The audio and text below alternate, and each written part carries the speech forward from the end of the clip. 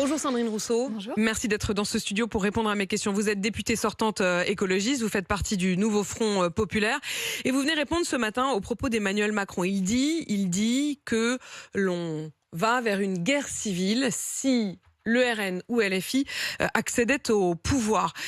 Est-ce que vous estimez, comme lui, qu'il y a un risque ou est-ce qu'il joue avec le feu ? Non seulement il joue avec le feu, mais il a une inconséquence politique qui commence à suffire en fait. Enfin, là, il a fait cette dissolution dans la foulée des européennes et après une défaite de son camp. Et pour manifestement ne pas accepter cette défaite, il dissout l'Assemblée nationale. Maintenant, il nous promet la guerre civile. Là, ce qui est aux portes du pouvoir, c'est l'extrême droite. Et en fait, je rappelle quand même que le programme de l'extrême droite, c'est un programme qui exclut une partie des Français et Françaises. Là, on l'a vu avec les binationaux hier.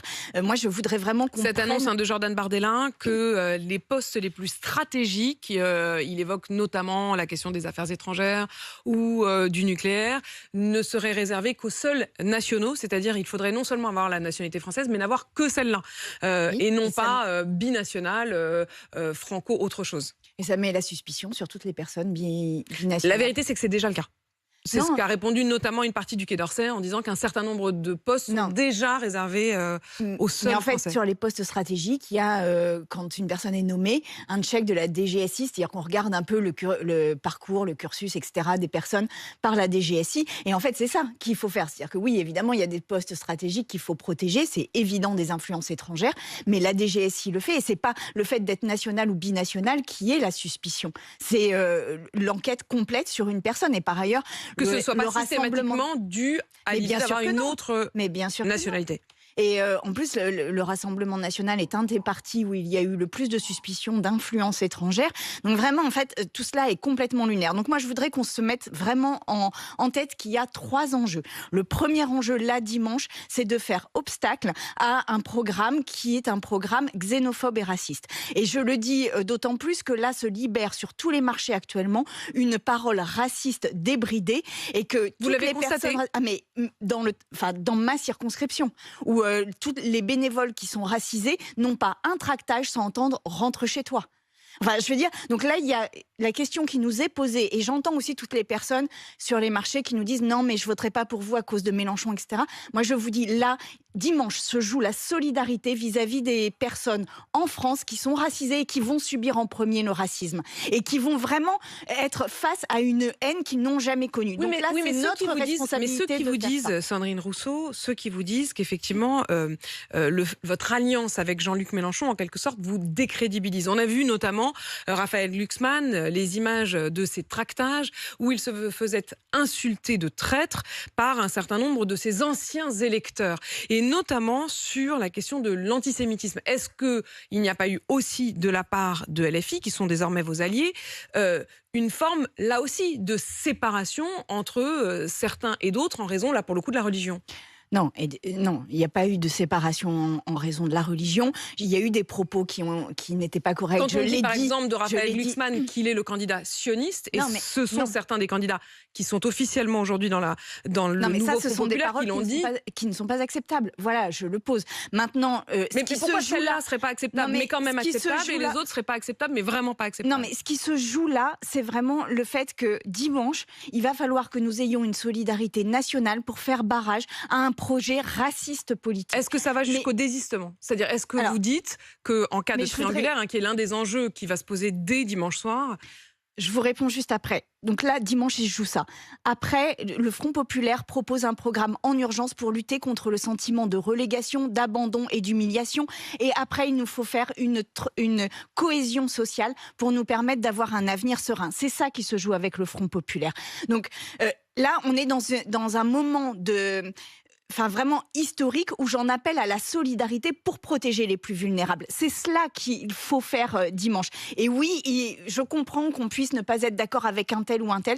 Nous sommes les seuls, aujourd'hui, à être en mesure de faire barrage à ce rassemblement national. Je vous repose la question du deuxième tour, la question des triangulaires. En cas de triangulaire où le RN serait en position de l'emporter, est-ce que vous dites que si le candidat aux couleurs du nouveau Front populaire arrive troisième, mais est en mesure de se maintenir pour le second tour, est-ce que vous les invitez à se retirer de manière à appeler à voter pour, par exemple, le candidat macroniste qui serait arrivé devant? Tout député RN supplémentaire est un danger supplémentaire. Donc oui, moi j'appelle à ce qu'il y ait un désistement si nous arrivons 3e. Mais ça, c'est un discours qui nous met déjà en 3e position. Là, aujourd'hui, la question se pose davantage à la majorité sortante, c'est-à-dire à Renaissance. Que vont-ils faire? Parce que dans beaucoup de circonscriptions, la question ils vont de être la même en manière, 3e position. Quelle sera leur position là-dessus? Seront-ils républicains ou pas? Et j'attends avec impatience leur réponse parce que je ne suis pas certaine Sandrine Rousseau, qu'elle soit claire. vous disiez que justement, vous étiez ceux qui ne divisaient pas les Français entre eux. Quand vous regardez ce qui s'est passé hier soir sur Twitter, Sophia Chikirou qui est une des proches parmi les proches de Jean-Luc Mélenchon, elle est candidate d'ailleurs LFI, elle a répondu à un candidat qui est soutenu par François Ruffin, elle a dit « comme la corde soutient le pendu ». Cette unité de façade que vous dites vivre, elle va durer combien de temps? Non, c'est pas une unité de façade, on a un programme, on a un socle de propositions qui a été chiffré, mais comment quelqu'un comme Sophia Chikirou ne se retient pas d'écrire une chose pareille sur François Ruffin? J'aurais préféré qu'elle ne l'écrive pas. Enfin, vraiment, il n'y a pas de sujet là-dessus. On a l'impression que chaque fois, vous dites, bon, ça, c'est pas vraiment grave. Bon, et puis il y a ça, mais ça, c'est pas vraiment grave. Attendez, il y a quand même une candidate qui dit d'un autre, qui est censé être de la même famille politique, que c'est la corde qui soutient le pendu. Non, en l'occurrence, c'était Hendrik Davy dont il était question. Hendrik Davy, qui est un candidat qui n'a pas été investi mais qui par se LFI réjouissait du soutien de François Ruffin. Et absolument, absolument. Voilà, est-ce que j'approuve ce tweet? Non, je ne l'approuve pas. Maintenant, la question, est-ce que la politique française, là, va se jouer sur un tweet? Non. Est-ce que la vie de Français... Oui, mais là, il s'agit de la vie de Français. Que chaque jour, il y a des sortes de provocations, un coup de Jean-Luc Mélenchon, moi, je vais vous dire, là, j'ai des personnes qui tremblent face à moi, mais qui tremblent en disant mais on a besoin que vous gagniez parce que sinon c'est notre vie qui va changer. Je parle par exemple des femmes de ménage de l'Assemblée nationale qui sont binationales et qui tremblent aujourd'hui en disant mais si vous ne gagnez pas, eh bien nous allons nous subir dans nos vies l'arrivée du Rassemblement national. C'est de cela dont il s'agit. Et vraiment, je voudrais que nous prenions conscience qu'il y a des personnes qui sont dans une vulnérabilité, dans une angoisse aujourd'hui de l'arrivée du Rassemblement national et que c'est la solidarité vis-à-vis d'elle que nous devons avoir et montrer un autre visage de la France.